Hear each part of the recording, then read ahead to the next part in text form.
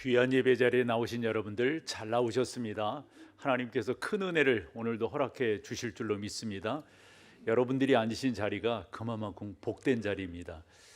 2부 시간에도 그런 말씀을 드렸는데요, 하늘문이 열리고 주의 은혜가 임하는 바로 여러분들의 자리인 것을 믿습니다. 자리에 일어서셔서 사도신경으로 우리의 흔들리지 않는 신앙을 하나님께 고백하겠습니다.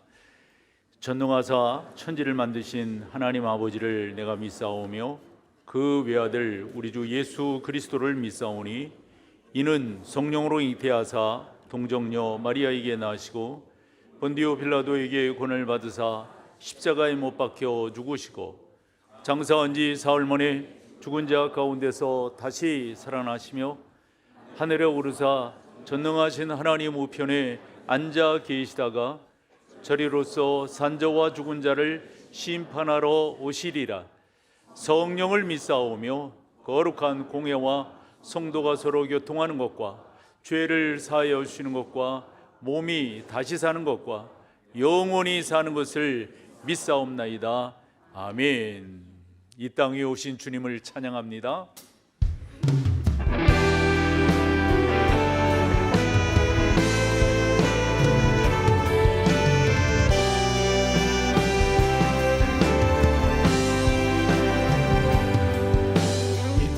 위에 오신 하나님의 본체 십자가에 달리사 우리 죄 사하셨네. 하나님이 그를 지극히 높여 모든 이름 위에 뛰어난 이름을 주사 우리 예수의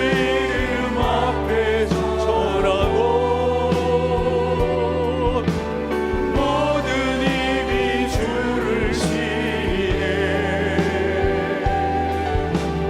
영광 중에 오실 주를 보리라. 선포해. 아멘. 왕께 만세. 존귀와 위엄 찬양해. 왕의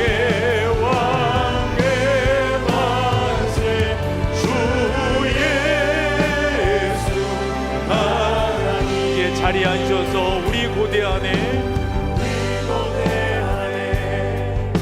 주님 오실 그날 다시 사신 왕의 영광 이 땅을 비추네. 사단의 권세는 주 앞에 무너져 생명과 진리의 주 권세 가장 높도다. 우리 예수 이름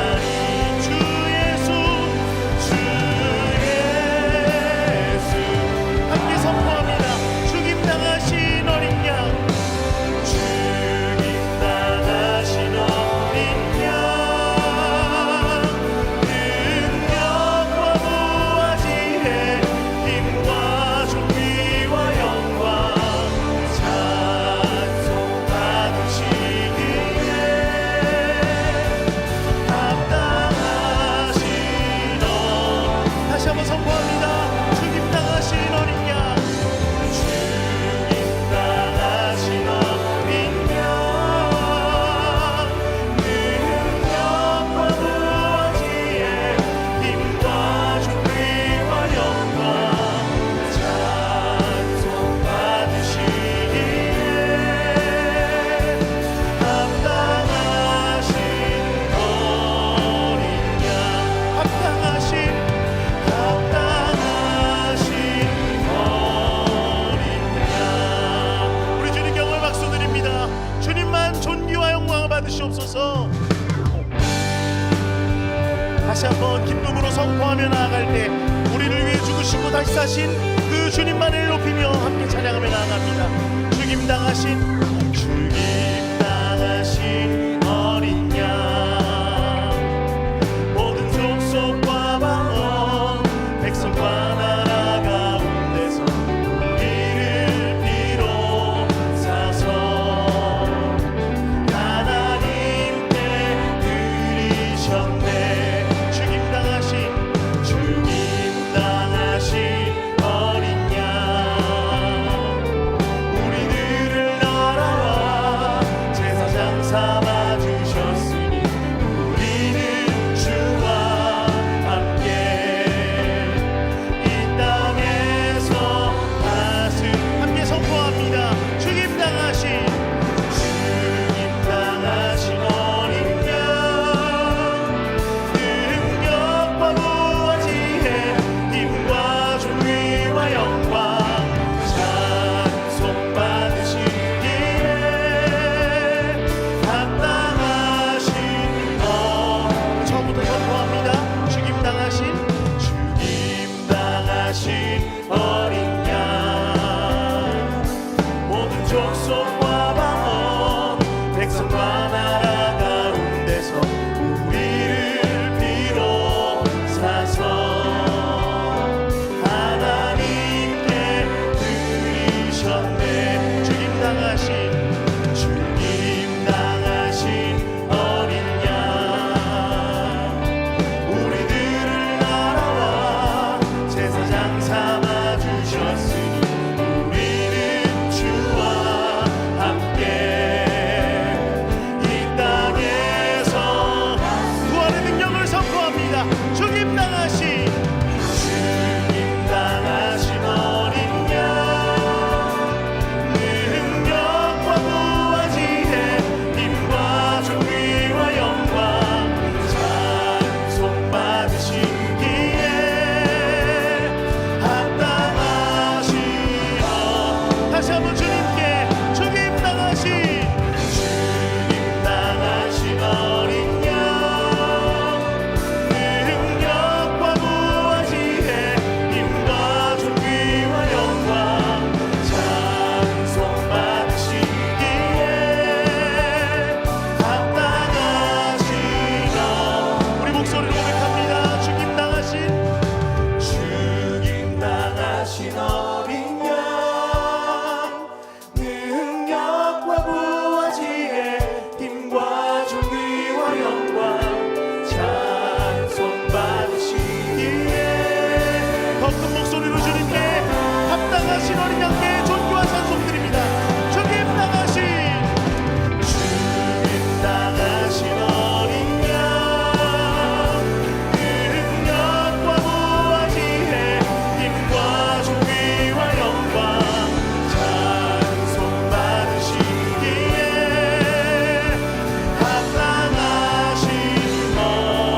합당하신 어린 양 합당하신 어린 양.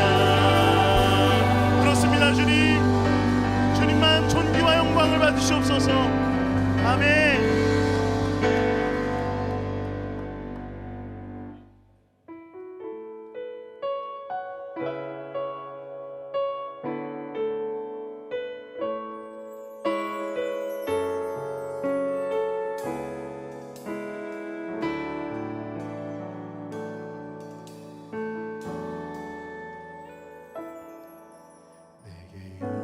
유익하던 것을 다 애로 여기네. 구주를 위하여 모두 다 버리네. 모든 것을 잃어버려도 나 같지 않음은 예수를 아는 지식이 가장 고상함이라. 육체를 신뢰하지 않고 죄를 신뢰하지 않고 겸손한 마음으로 부활의 능력과 고난에 참여하며 그의 죽으심을 본받아 그리스도를 얻고 예수의 안에서 발견되려 함이라. 표대를 향하여 그리스도 예수 안에서 구름의 산을 위하여 달려가노라. 이전에 있는 것을 모두 잊어버리고 앞에 계신 그리스도께로 달려가노라.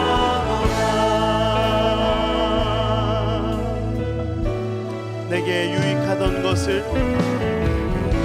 유익하던 것을 다해로 여기네.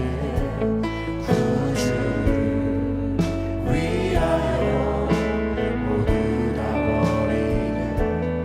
모든 것을 잃어버려도 나 같지 않음은 예수를 아는 지식이 가장 고상함이라. 육체를 신뢰하지 않고 죄를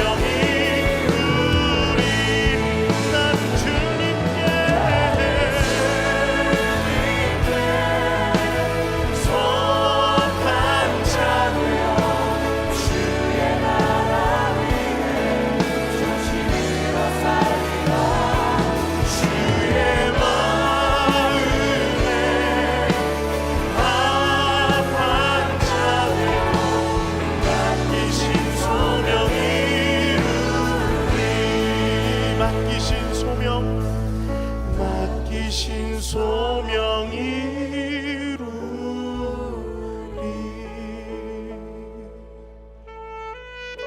하나님, 사람이 무엇이건데 우리를 위해 죽으시고 우리를 위해 부활하셔서 구원하셨습니까? 하나님, 그 구원만 해도 감사한데 어찌하여 우리에게 사명 주셔서 주의 나라를 위해 살게 하십니까?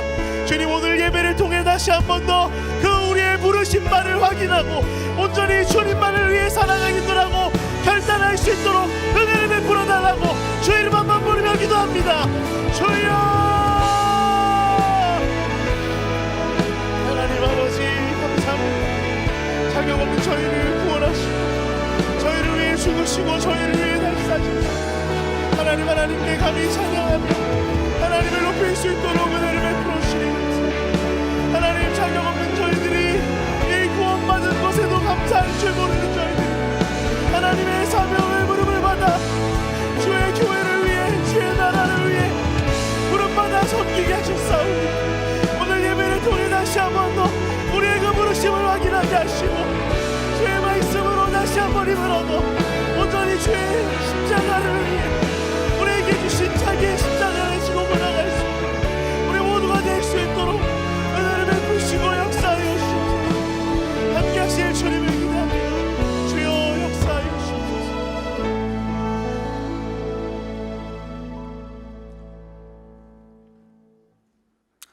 거룩하신 하나님, 우리 주인 되시는 하나님을 경외하며 사랑하는 주님의 백성들이 찬양과 경배를 드리게 위하여서 이곳에 모였습니다.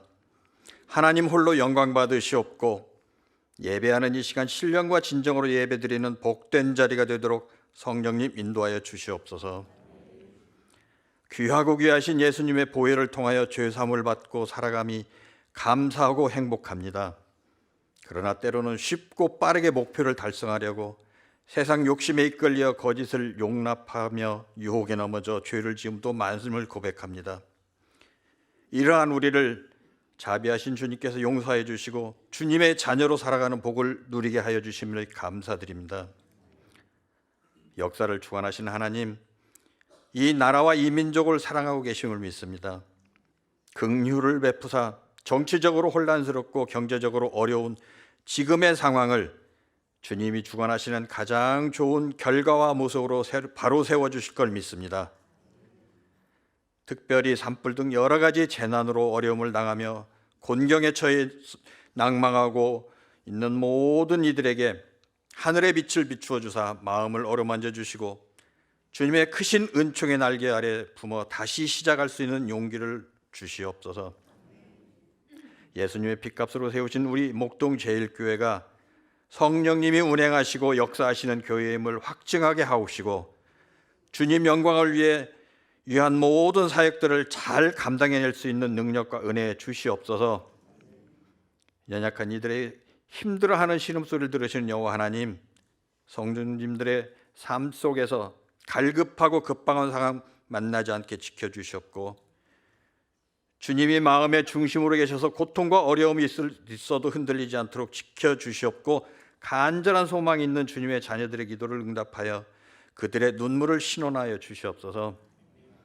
주님, 우리의 자녀들이 세상의 문화가 더욱 화려해지고 탐나 보이며 참과 거짓의 구별이 모호한 악의 유혹이 극심한 때를 살아가고 있습니다. 목동제일교회 안의 영아부부터 청년부까지 우리의 다음 세대들은 세상의 시류에 휩쓸리지 않고 창조주이신 여호와 하나님을 어려서부터 믿고 배우며 말씀을 따라 살게 하시고 그들의 삶이 늘 하나님 은혜 안에 머물며 요셉과 같이 꿈꾸는 사람이 되어 하나님 주시는 복을 한껏 누리며 이 땅과 하나님 나라 영광을 위하여 크게 쓰임받는 제목들로 세워 주시옵소서.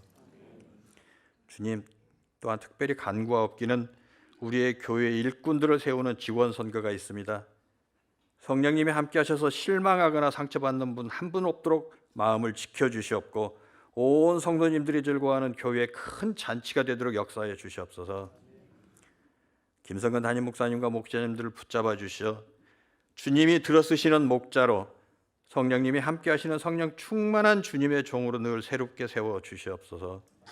이 시간 선포되는 목사님 말씀을 통하여 주님의 생기를 우리 안에 다시 한번 불어넣어 주시고 말씀을 따라 일상을 살아가는 나의 존재가 다른 이들에게 희망이 되며 하나님의 현존을 느낄 수 있는 참 그리스도인으로 세워 주시옵소서.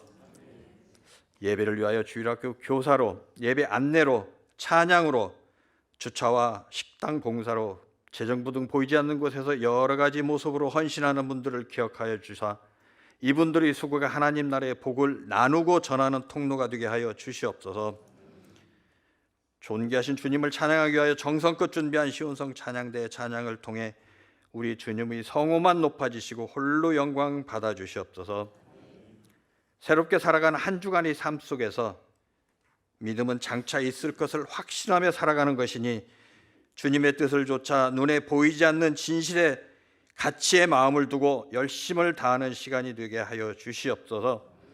이 모든 말씀 예수님의 이름으로 기도합니다. 아멘.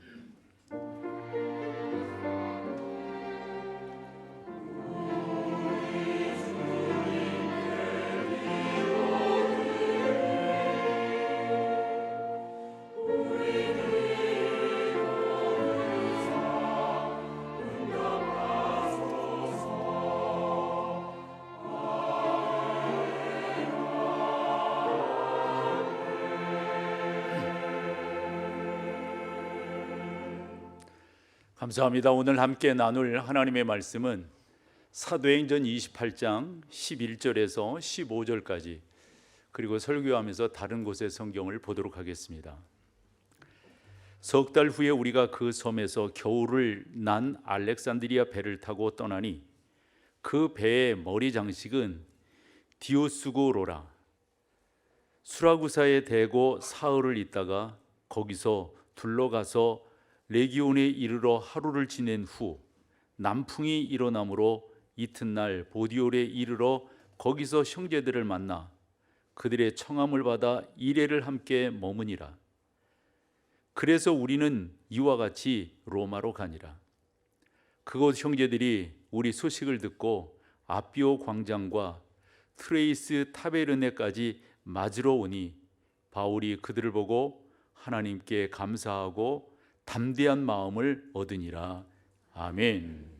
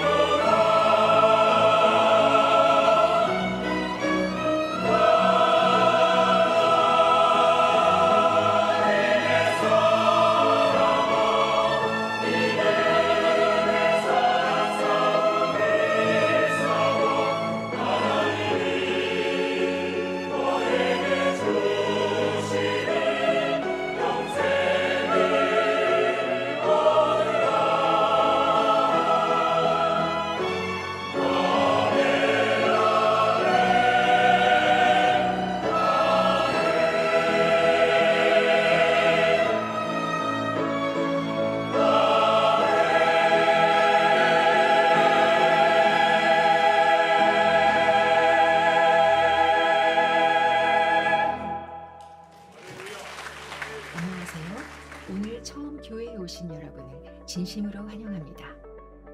예배로 승리하는 목동제일교회 4월 27일 소식입니다. 첫 소식은 어머니 기도회 안내입니다.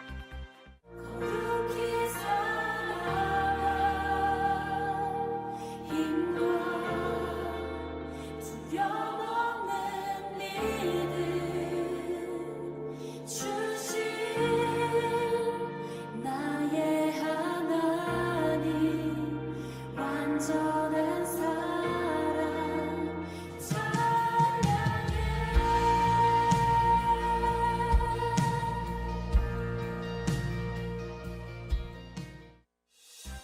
다음은 패밀리 투게더 안내입니다. 너는 생겼대 풍성한 오는 5월 첫 주 주일부터 자녀 세대와 함께 예배하는 패밀리 투게더가 진행됩니다. 4일 입청소년팀, 18일 유소년팀, 25일 영유아팀. 함께 어우러져 예배할 때 자녀들을 바라보는 시간이 아닌 자녀들과 함께 하나님을 바라보는 시간. 목동제일교회 온 가족이 함께 하나님을 높이는 시간 되길 소망합니다.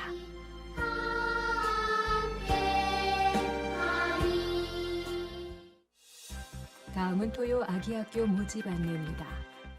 가만히 바라만 보아도 너무 예뻐 웃음이 나 세상에서 가장 소중한 너의 하얀 미소 하나님께서 너무 기쁘시대 하나님께서 너무 좋으시대 나의 손을 잡고 너의 손을 잡고 함께 걷고 싶으시대 너는 꽃이야 햇살이야 그저 반짝반짝 빛나는 별이야 너는 꽃이야 햇살이야 매일매일 예쁜 너야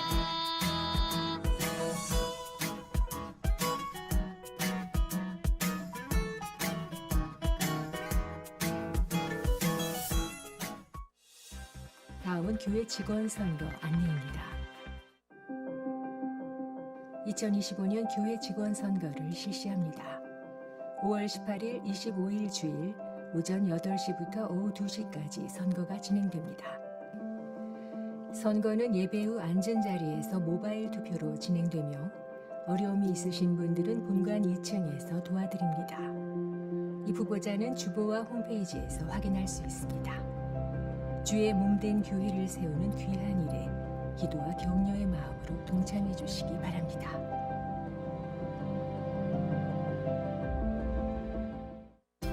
MBC 주요 단편 소식입니다.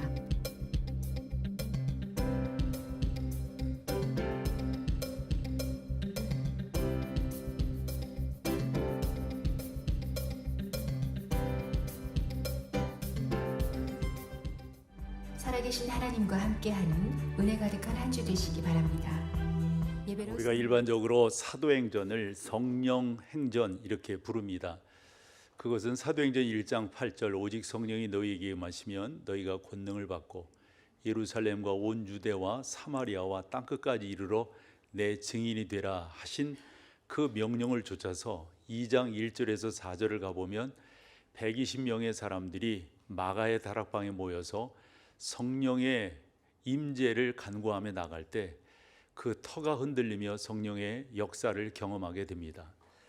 그리고 나서 성령 체험한 사람들이 어떠한 활동들을 쭉 해 나갔는가 하는 것이 바로 사도행전의 전반적인 내용입니다. 1장에서 28장까지 끝장까지 이렇게 쭉 보면 성령 하나님께서 성령의 사람들을 어떻게 이끌어 가셨는가 이런 내용이거든요. 해서 사도행전을 다르게 표현하면 성령행전이다 이렇게 부르는 이유가 거기에 있습니다. 한데 또 하나의 특징은 사도행전 28장은 마침표가 없다 이런 말을 해요. 말인즉슨 사도행전 29장이 지금도 우리 가운데 기록되고 있다 하는 내용이 되겠죠. 근본에 저는 GMS 산하의 여성분과위원회가 있는데 거기에 위원장으로서 선교사 사모들, 선교사 아내들을 위한 집회를 인도했어요. 그러면서 그분들을 위로하고 격려하는, 코로나19를 겪으면서 교회도 힘들지만 선교 현장들이 참 많이 힘들더라고요. 그런 분들을 어떻게 위로하며 격려할 것인가 쭉 저도 준비해 갖고 그곳에 가서 그분들을 만나면서 함께 말씀을 나누며, 우리는 지금도 사도행전 29장을 기록해 나가고 있는 하나님의 사람들이고 성령의 역사를 친히 경험하고 있는 우리들입니다. 힘을 내십시다. 이렇게 함께 말씀을 나누어 드렸습니다. 그런데 여러분, 그것만 가지고 되는 게 아니지 않습니까? 혹시 여러분 페이스메이커라고 하는 말 들어보셨고요. 영화로도 나오곤 했었는데 먼저 사진을 보여주면 저 페이스메이커는 육상 경기에서 중거리 또는 장거리 경기에 많이 이용이라고 그럴까요? 많이 사용되는 하나의 육상의 법칙입니다. 지금 보면은 우리나라 쇼트랙이 상당히 강한데, 쇼트랙도 장거리 3,000, 5,000 이렇게 뛸 때 보면은 저런 페이스메이커들이 있다고 하는 걸 우리가 알게 됩니다. 페이스메이커의 역할은 주된 대표 선수가 잘 뛸 수 있도록 그의 페이스를 맞춰주는 역할들을, 그가 뒤처지지 않게끔 또는 너무 앞서가지 않게끔 그 페이스를 조절해주는 그러한 역할을 감당하는 거죠. 사도행전을 보면 1장에서 28장까지 29장을 기록하는 여러분들의 페이스메이커다, 이렇게 볼 수가 있습니다. 그래서 여러분들로 하여금 신앙의 경주를 잘 할 수 있도록 사도행전 1장에서 28장까지 그 내용 하나하나가 우리 가운데 중요하게 교훈되어지고 있다, 이런 말씀이고요. 더더욱 여러분들이 사도행전 29장을 기록해 나가기 위해서는 그것만 가지고 안 되고, 제가 조금 정리를 해보려고 하는데 요 세 가지를 여러분들이 잘 갖추시는 것이 사도행전 29장을 기록해 나가는 하나님의 사람들로 승리할 수 있다라고 믿습니다. 그 첫 번째가 뭐냐면 하나님의 선하심과 완전하심을 믿는 거예요. 하나님은 가장 선하신 분이시다, 하나님은 가장 완전하신 분이시다, 이 사실을 믿고 여러분들의 사도행전 29장을 기록을 해 나간다면 여러분들은 당연히 승리하게 되리라 라고 저는 믿습니다. 예를 하나 들어본다면 사도행전 9장에서 사도 바울이 성령 체험을 하게 됩니다. 예수 그리스도를 구주로 영접하게 된 후 그가 하나님의 거룩한 인도함을 받아서 사도행전 13장에서 안디옥 교회로부터 선교사로 파송을 받습니다. 그래서 그의 선교 사역이 1차, 2차, 3차까지 이어지는 게 19장까지예요. 그리고 주의 부르심이 있어서 20장에서 예루살렘으로 가려고 나름대로 노력을 합니다. 우리가 뭔가 먼 길을 떠날 때, 특별히 어떤 그 극박한 상황 앞에서 마지막이라고 생각된다면 보고 싶은 사람들이 있잖아요. 바울에게는 에베소 교회의 지도자들이 보고 싶었어요. 에베소 교회는 다른 데와 달리 3년 6개월 동안 그곳에 사역을 했기 때문에 세상 말로도 정이 들을 대로 들었단 말이죠. 그래서 이제는 다시 못 볼 것이다 생각을 하고 에베소 교회 장로님들을 청하게 됩니다. 그 청했을 때 꽤 많은 사람들이 바울이 예루살렘으로 가는 것을 말립니다. 거기에 가면 선생님 당연하지 않습니까? 선생님을 싫어하고 미워하는 당시 유대인들이 가만 놔두겠습니까? 사실 바울도 그걸 아는 거거든요. 그런데 성령 하나님께서 그를 이제껏 인도해 오셨기 때문에 바울은 하나님의 인도하심과 명령, 주 예수 그리스도의 부르심을 생각한다면 당신의 생명조차 귀한 것으로 여기지 않겠다, 이리 말을 했잖아요. 그런 바울인데 그런 함께하는 사람들이 자꾸 말리니까 아마 바울의 마음도 뭐라 그럴까요? 편치 않았을 것 같아요. 그럴 때 바울이 무슨 말을 하냐면 사도행전 20장 22절에서 보라 여러분, 이런 말이죠. 이제 나는 뭐예요 여러분? 성령의 매여예요.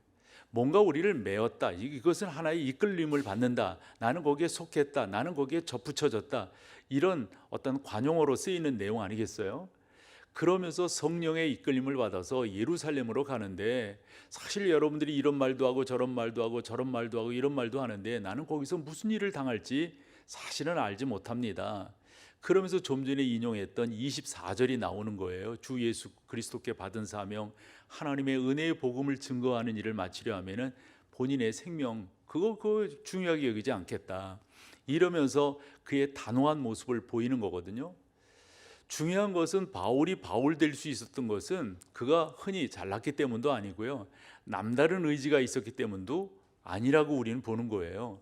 한결같이 다 성령 하나님께서 인도하셨고 이끌어 가셨다라고 하는 것을 우리가 보게 되는 거죠. 바울의 사역을 어느 정도 알고 있는데, 바울이 그렇게 갈 수 있었던 것은 바울은 분명히 당신을 부르신 하나님께서 어떠한 분인지, 그분의 완전하심과 또한 그분의 온전하심을 분명히 믿고 나아갔다, 이렇게 볼 수가 있습니다. 사도행전을 우리가 쭉 볼 때 성경을 해석하는 사람마다 조금씩 각도들이 달라요. 예를 들어서 우리처럼 긍정적으로 건강하게 성경을 보려고 하는 그런 우리가 있는가 하면 그렇지 않은 사람들도 있어요. 괜히 분석한다, 연구한다 이러면서 성경을 비판적으로 보려고 하는 시각이거든요. 그 시각 가운데 하나가 이제 20장에서 그렇게 결심을 하고 부르심을 입은 후 21장 예루살렘에 도착을 합니다. 그래서 사도 바울이 예루살렘에 도착을 해서 이런저런 신문을 받고 재판을 받고 하는 게 26장까지예요. 그러니까 21장에서 26장까지 5장에 걸쳐서 사도 바울이 예루살렘에 들어가서 가이사라에 있는 감옥에 갇히게 됩니다.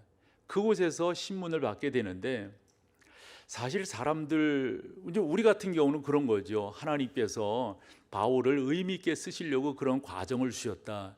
여러분, 요즘 우리가 새벽 시간에 민수기서를 보면서 광야 40년 생활을 하나하나 들여다보고 있잖아요. 광야 40년이 의미가 없는 게 아니잖아요. 우리가 흔히 하는 말로 광야는 숨겨진 축복의 자리다, 이런 말하죠. 그 과정을 거쳐가면서 하나님 안에서 성령 체험으로 성숙해 가는 것 아니겠습니까? 그래서 가나안 땅에 들어가게 되는 건데, 마치 바울도 우리는 그렇다라고 생각을 하는 거예요. 한데 아니다라고 생각하는 사람들이 있어요. 예를 들어서 21장에 가보면은 사도 바울이 예루살렘에 들어갔다고 하는, 그래서 바울이 왔다고 하는 것 때문에 소동이 일어납니다. 정통 유대인들이 생각하기를 자기 편에서 일을 잘하던 사람이 갑자기 반대편에 서 가지고 예수를 뭐 믿어라, 그분이 구주다, 뭐 부활하셨다 막 이러니까 반대편에 있었던 이 사람들이, 이 유대인들이 얼마나 역정이 났겠어요. 그래가지고 바울을 잡으려고 하는데 어떤 사람들까지 있었냐면, 바울을 감옥에 가두기 전에는, 체포하기 전에는 나는 밥 먹지 않겠다, 금식하겠다 이런 말이, 그냥 굶겠다 이런 말입니다. 그런 사람들이 40명이나 있었어요. 그러니까 바울 체포 결사대 뭐 이렇게 표현할 수 있을 것 같아요. 그런데 그런 것을 알고 말해요. 예루살렘 교회가 사도행전 2장 성령 충만한 다음부터 우리가 알잖아요. 5장까지 이렇게 보면 얼마나 많은 사람들이 어떤 때는 5,000명, 어떤 때는 3,000명, 얼마나 많은 그런 그리스도인들이 생깁니까? 그래서 사도행전 6장에 가서 그들을 잘 이렇게 케어하고 다스리기 위해서 일꾼들을 세우는 거잖아요. 그 유명한 사도행전 6장 3절 같은 경우를 보면 사도들이 그렇게 부탁합니다. 여러분들이 일꾼을 세울 때 성령과 지혜가 충만하여 사랑받는 사람들을 7을 세워라, 이렇게 말을 하잖아요. 그러니까 그렇게 세워진 사람들도 예루살렘 교회에는 많은 거예요. 그러니까 바울을 체포하려고 하는 정통 유대인들이 있었는가 하면 바울을 보호하려고 하는 당시에 그리스도인들이 있었다고요. 혼란함이 일어납니다. 로마에서 볼 때, 로마 군인들이 볼 때 이러다가는 폭동이 일어날 것 같아요. 그래서 21장에 보면 천부장이 그 안에 개입을 합니다. 개입을 해가지고 바울을 군사를 시켜가지고 딱 이렇게 옹위해가지고 그를 가이사라에 있는 이 하나의 감옥에다가 가두는 거예요. 그런데 제가 법적인 용어를 잘 몰라서 그런데 보면은 뭐 교도소가 있고 뭐 구치소가 있고 뭐 여기 조금씩 다르잖아요. 그러니까 바울은 아직 판결을 받지 아니한 미결수로서 감옥에 갇혀 있는 건데, 감옥에 갇혀 있는 이유는 그를 보호하기 위해서 천부장이 한 거란 말이에요. 그러면서 22장부터 26장까지 여러 번의 그 재판 아닌 재판, 신문 아닌 신문을 이렇게 받게 되는데, 그 가운데서 유대인의 고소가 22장에 보면 말도 안 되는 말이 얼마나 장황하게 기록이 되어 있는지 모릅니다. 그래서 23장에서 벨리스 총독 앞에, 아그리빠 왕 앞에, 그리고 여타 사람들 앞에 바울이 서가지고 이런저런 신문을 받습니다. 근데 우리가 이렇게 보면 그것은 정확한 법적인 그러한 모습이 아닙니다. 비판하는 사람들은 그런 말을 하는 거죠. 바울의 전도 사역을 보면은 앞장 13장에서 19장까지를 보면 분초를 아껴서 썼던 사람이에요. 그런데 이 가이사라에 있는 이 감옥에, 이 구치소에 들어가 있으면서 2년을 있게 되는 거거든요. 그럼 이건 허비가 아니느냐. 그리고 재판도 아닌 재판을 이렇게 받는다고 하는 게, 근데 우리는 그렇게 보지 않는단 말이에요. 전능하신 하나님께서는 그 과정 속에서 하나님의 하나님 되심을 바울로 하여금 더더욱 경험하게 하셨고, 더 나아가서 바울을 바라보는 많은 사람들이 있었잖아요. 그 사람들이 놀랬을 거라고 생각해요.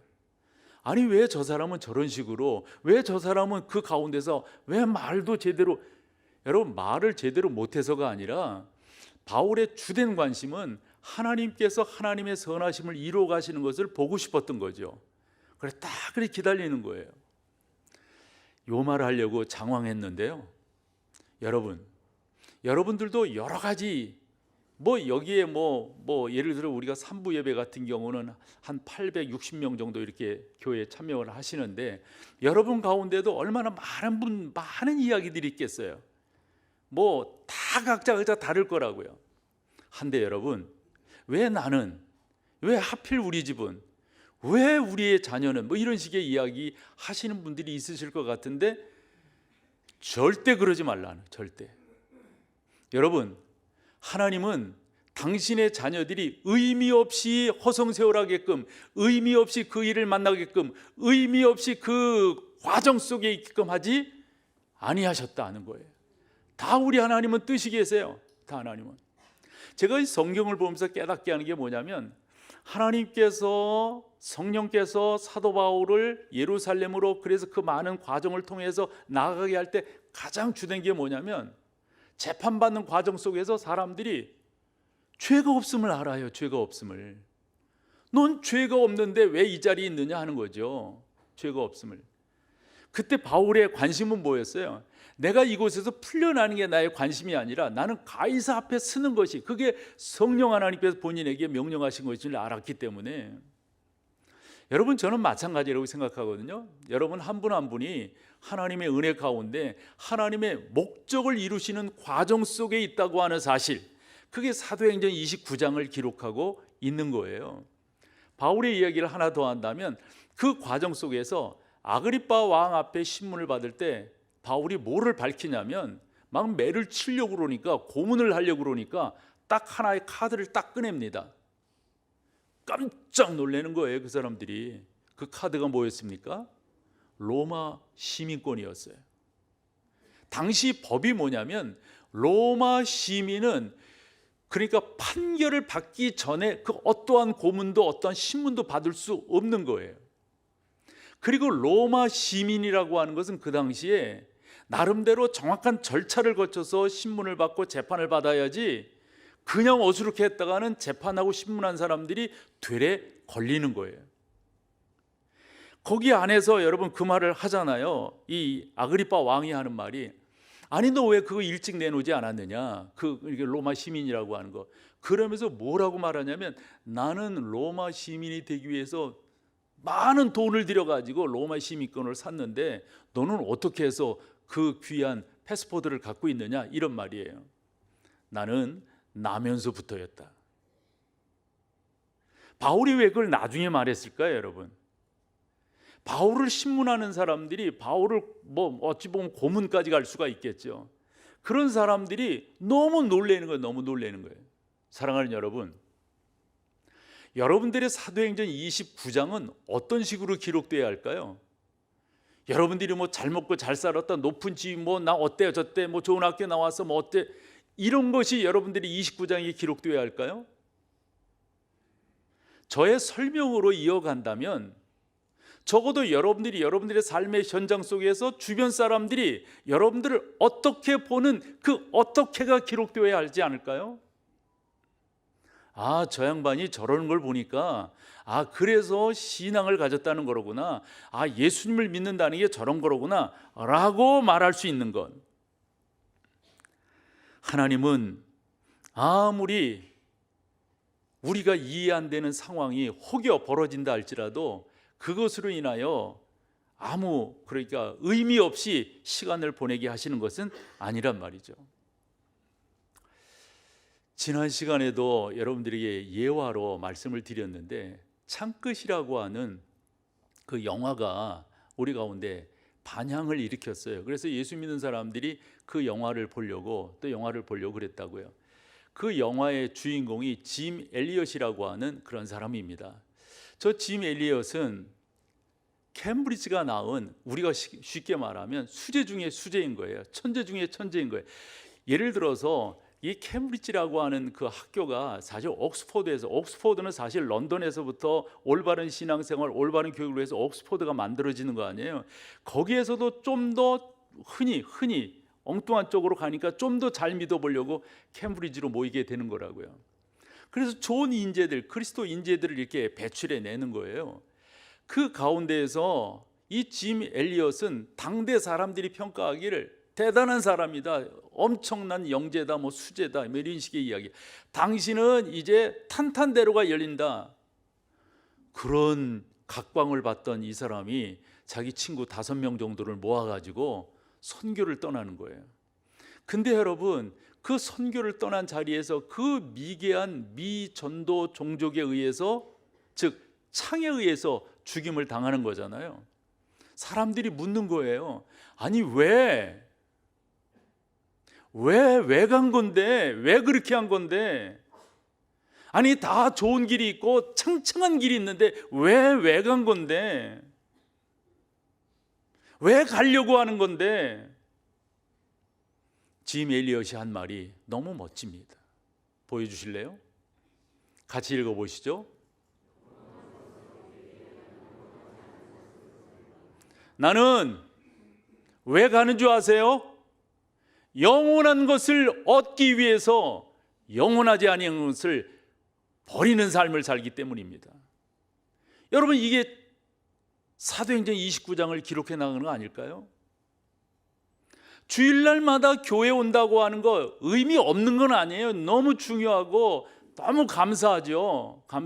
그런데 여러분들의 삶의 현장 속에서 세상 것에 계속 매여가지고 그것만 추구하고 그냥 여타 사람들의 삶의 철학, 삶의 관심 그대로만 살아간다면 우리가 사도행전 29장을 기록하는 사람일까요?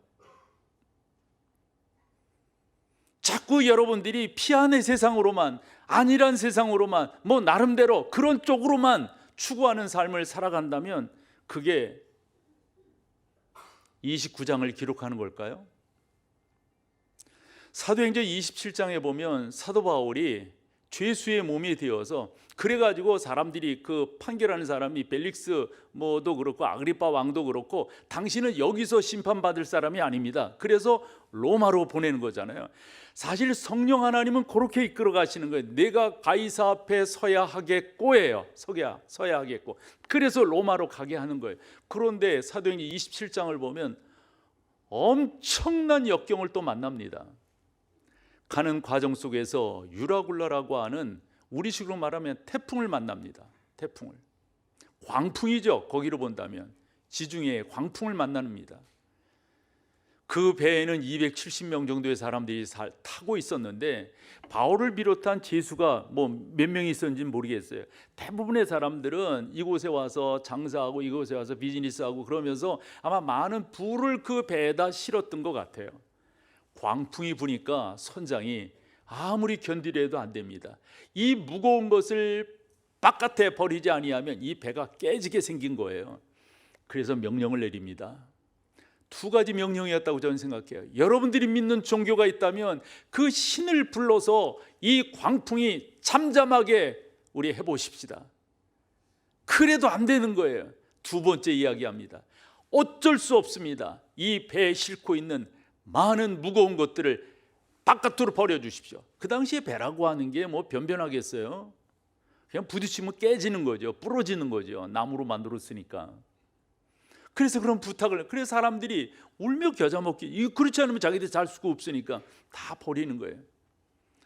이런 상황 속에서 배가 우리가 흔히 말하는 그 피칭, 롤링, 앞뒤로 흔들리고 좌우로 흔들리고, 그러니까 멀미들이 막 나니까 제가 판단하기는 그래요.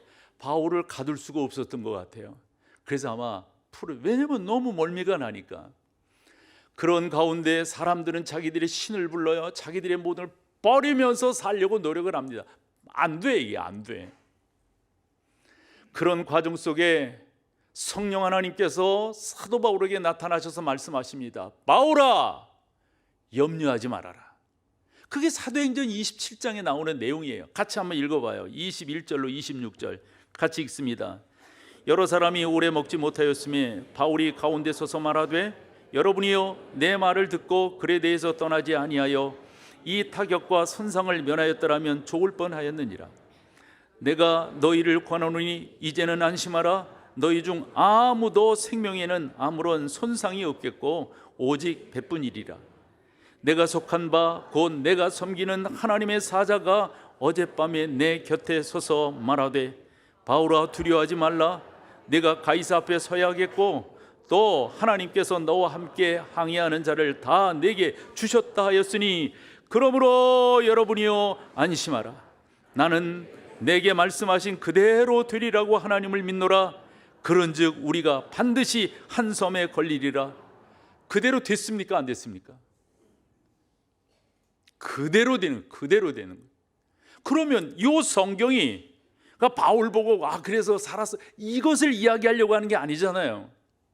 주님 말씀하시잖아요. 이 배가 아무런 손상이 없겠고 이 배에 있는 사람들을 다 내게 주었다. 여기서 너는 누구예요? 그럼 바울이 어떻게 했길래 그 사람들이 바울에게 관심을 갖고 바울을 나름대로 생각을 그렇게 하고, 뭡니까 여러분? 바울이 믿는 하나님은 어떤 분인가? 바울은 어떤 신앙을 가졌던가? 저 사람이 믿는 신앙은 어떤 신앙이길래 우리는 두려워 벌벌벌 떨었는데 당신은 떨지 않는 거냐고. 저는 여러분 가운데도 이런 은혜가 있어야 된다라고 생각해요. 어떤 일들을 만나면 요즘 어떤 그 정치가가 그런 말을 해서 좀 쓰기가 좀 그런데 촐싹대면 안 되겠죠. 그냥 팔랑귀 같아가지고 여기 솔깃하고 저기 예수 믿는 사람이 그건 아니죠. 외람된 말씀 하나 드린다면 저는 어디 가든지 내 모습 잃지 않습니다. 누구를 만나든지 어떤 상황을 경험하든지. 많게는 저를 25년간 여러분들이 보셨어요. 적게는 몇 년간 보셨겠죠. 죄송해요 이렇게 말씀드려서. 흔들리는 거 보셨어요? 죄송해요 제 생애에는 그런 게 없어요. 조금 혹여. 이유는 간단합니다. 하나님이 나의 하나님 되심을 믿기 때문인 줄로 믿습니다. 사랑하는 여러분, 우리 그렇게 가야 됩니다. 내가 뭐를 이루었다가 아니라 나의 삶의 과정 속에서 적어도 하나님이 이렇게 역사하셨고 나의 삶의 과정을 내 옆에 사람들이 보는 것 아니에요. 내 아내가 볼 거고요, 각각이는 내 자녀들이 볼 거 아니에요. 내 남편이 진짜 목사인가, 내 아버지가 진짜 목사인가, 얘들이 다 알 거 아니에요. 여러분들이 친구들이 알 거 아니에요. 제 주변에도 목사들이 다잖아요. 그런 가운데 나라고 하는 목사는 어떤 사람인가, 어떤 목회를 하는가, 어떤 삶의 신앙적 철학을 가지고 목회를 하고 있는가 다 알 거 아니에요. 당당해야죠. 우리가 당당해야죠.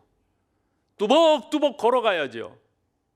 이리 기우뚱 저리 기우뚱 할 게 아니죠. 진짜 예수 믿는 사람이야말로 성령 체험을 하고 난 다음에는 초지일관해야죠. 그게 사도행전 29장을 기록해 나가는 삶의 자세 아닐까요? 바울은 보통 일을 겪은 사람이 아니에요. 우리가 알다시피 바울이 로마에 들어가서 여러분 무슨 흔한 말로 그가 무슨 장원급제를 했습니까? 그의 비즈니스가 뭐 형통했습니까? 그 주변에 많은 사람들, 그래서 그가 호화호식을 했습니까? 그거 뭐를 했어요? 계속 감옥에 갇혀 있었습니다. 결국은 그가 참수형을 당하는 일을 만나게 됩니다. 그럼에도 불구하고 의미 있는 성경 두 절을 여러분들이 소개를 할게요.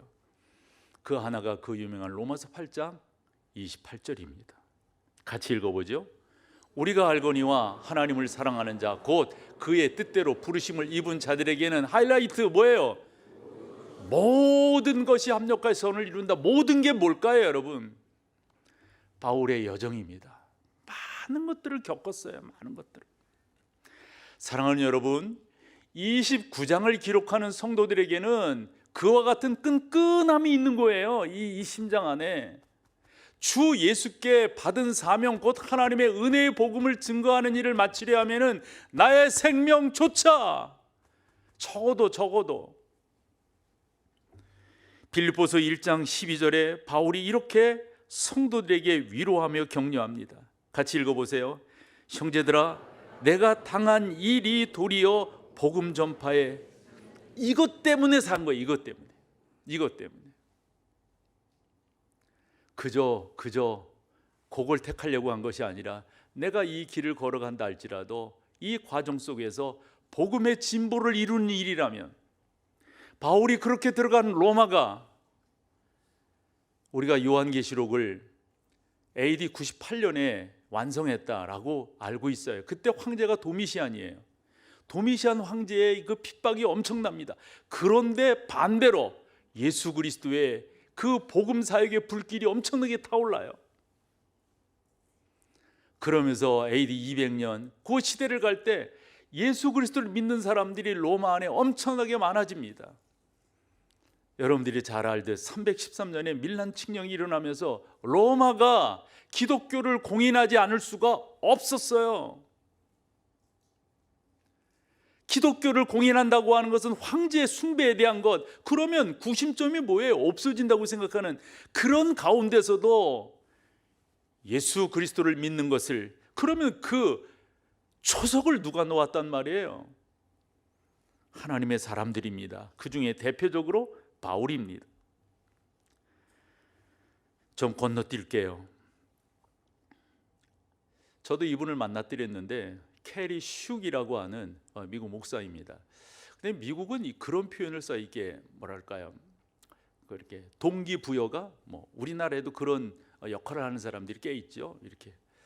근데 그 양반이 책 한 권을 내놓았는데 그 책 이름이 내 생의 마지막 한 달입니다. 만약 나에게 한 달이라고 하는 시간이 주어졌다면 어떻게 할 건가 이런 내용입니다. 하나님께서 나를 이 땅에 보내셨다고 하는 것은 어떤 목적인가? 그래요. 한 달 동안 나를 살려두신다고 하는 데는 어떤 의미가 있는가? 저는 그런 생각하거든요. 예수 믿는다고 하는 것은 계속적인 고뇌의 삶을 사는 거예요. 나는 누구인가? 나는 못하는 사람인가? 예를 들어 저 같은 경우는 늘상 묻는 거거든요. 너는 목사인데 너는 어떤 목사냐? 이 스스로에게 묻고 답하는 거예요. 너는 어떻게 살 건데, 어떤 목사로 살 건데, 어떤 주님의 교회를 세워갈 건데, 제가 제 스스로에게 묻고 답합니다. 사랑하는 여러분, 저는 여러분 가운데 그런 은혜가 있기를 바라고요. 적어도 여러분들의 그 고뇌 속에서 성령 하나님의 인도하심과 주 예수 그리스도의 붙드심에 대한 이 분명함들이 여러분 가운데 나타난다면 사도행전 29장은 잘 기록되는 거 아닐까요? 그러면 한 가지를 더 부탁을 했어요. 또 여러분들에게도 부탁을 드리는 건데요. 사람은 혼자 어렵습니다. 동역자가 있어야 됩니다. 동역자가. 여러분 가운데 좋은 믿음의 동역자가 있기를 소망합니다. 20여 년 전에 저를 목회 코칭을 했던 이 찰스 안이라고 하는 사람이 저희 교회 왔을 때 그 질문을 했어요. 당신은 이 교회에서 친구가 몇 명이냐요? 이게 뭔 말이야? 친구. 우린 그때까지만 하더라도 목사는 교인들과 친구하는 거 이런 거 가르침을 받지 않았거든요. 가르침 받지 않았어요.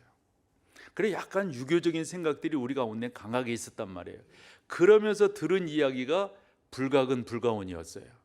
너무 가까이도 너무 멀리도 그냥 그런 이 한국적 정서를 이야기했더니 이해는 하지만은 친구가 없으면은 이 교회가 더욱더 영적인 교회로 세워져 가기는 곤란하다는 거예요.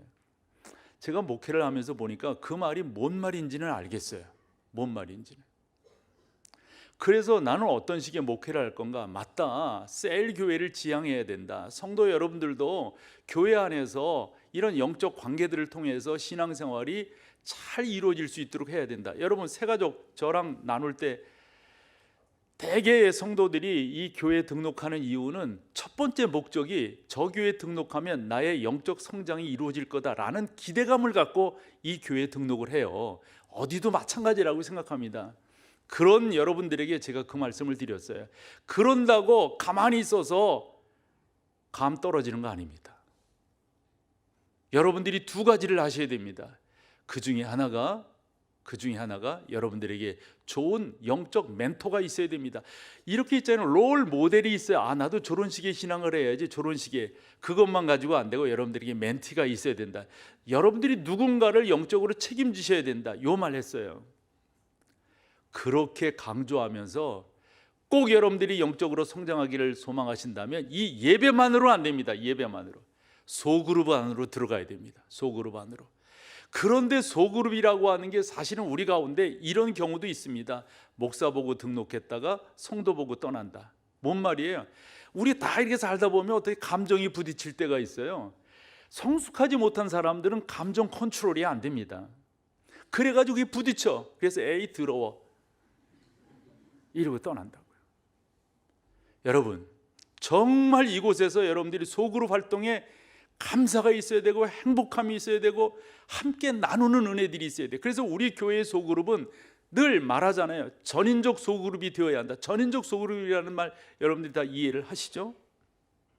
무엇보다도 중요한 것은 여러분 가운데 그런 은혜들이 있어야 되는 거예요. 사도 바울이 오늘 읽은 본문에도 보면 로마 변방에 이제 도착을 합니다. 그런데 바울을 맞이하는 사람들이 있었어요. 14절입니다. 거기라고 하는 건 로마 변방에 바울이 도착한 거예요. 형제들을 만나 그냥 만나는 것으로 끝나는 게 아니라 뭐라고요? 그들의 청함을 받았어요. 그래서 얼마 동안 같이 있습니까? 2일을 함께 지냅니다. 뭐 했을까요, 여러분?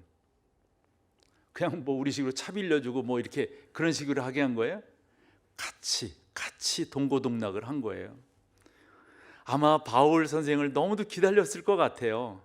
너무도 기다렸을 거고 바울은 또 그 성도들을 보고 싶어 했을 것 같아요.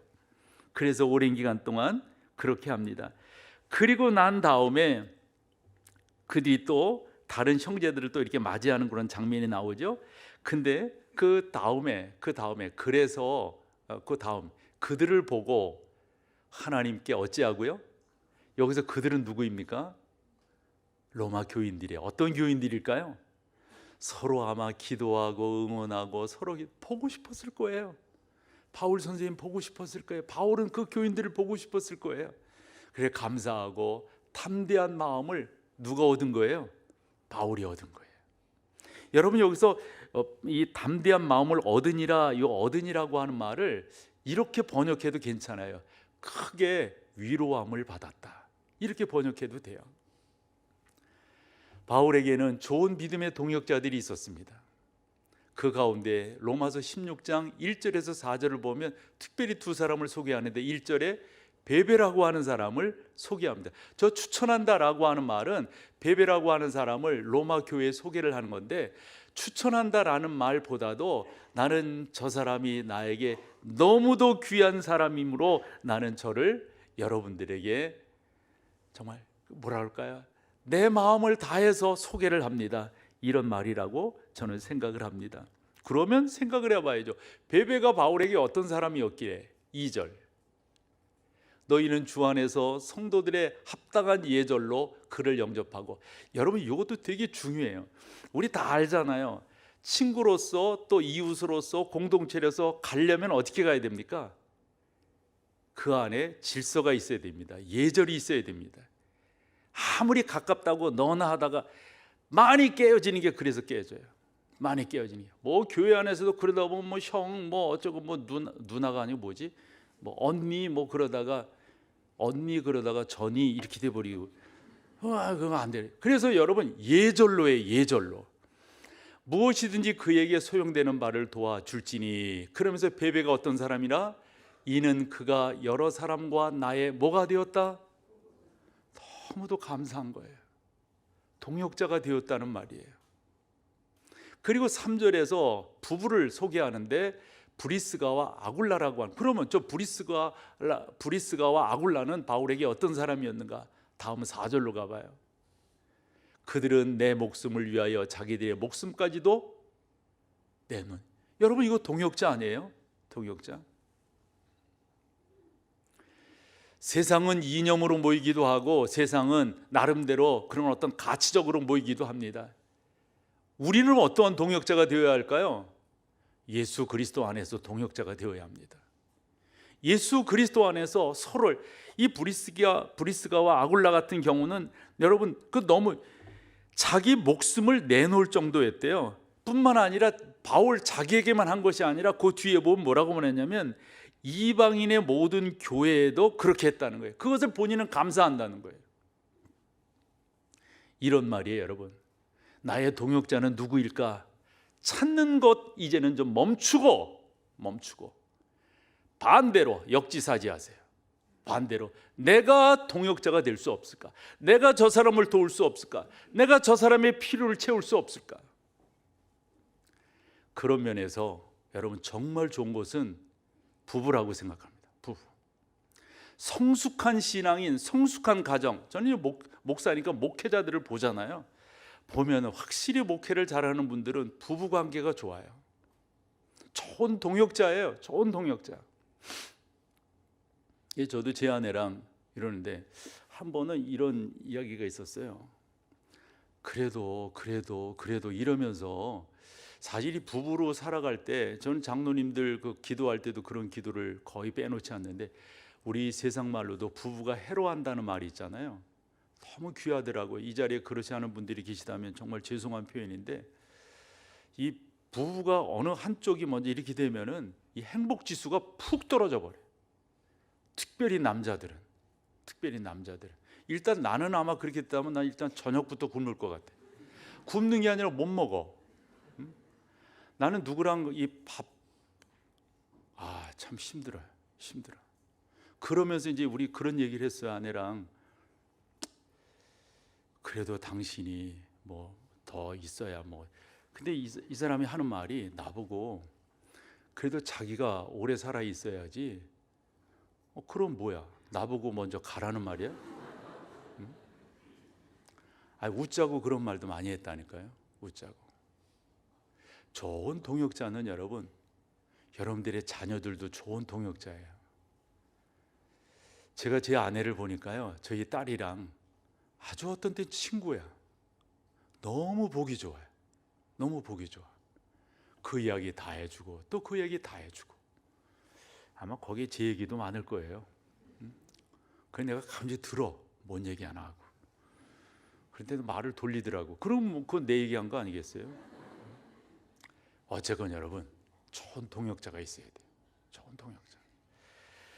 사랑하는 여러분, 절대 여러분들의 삶은 허튼 게 없어요. 그냥 지나가는 게 없어요. 다 의미 있는 시간들 여러분들이 가시는 거예요. 당당하게 가세요.